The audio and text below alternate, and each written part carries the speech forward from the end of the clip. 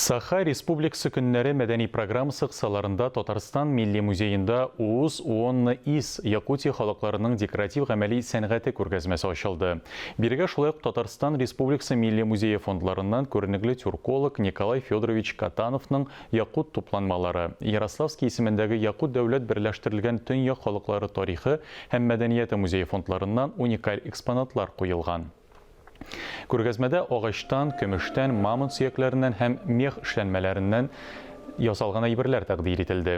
Күргәзмәнең үзәк урыны Якут традицион ысык бәйрәменә җәйге кояш торгынлыгы бәйрәменә багышлана.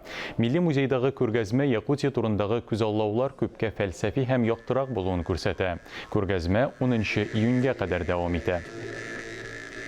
Главное сокровище наших народов – это наши духовные традиции, это наш язык, это наша культура.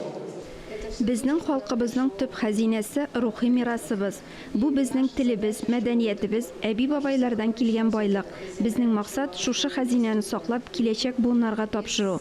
Шул вакытта аны заман таләпләренә яраклаштырырга да кирәк. Интегрировано в мировое культурное пространство и доступно всему человечеству. Сегодня пришли к тому времени, когда уже собираем камни. Как говорил Тамерлан, да, пришло время, когда мы собираем свою историю.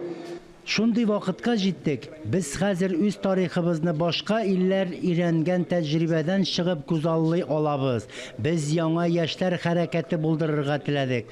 Хәзер элеккегене бәяләп, яңа юллар табу мөһим.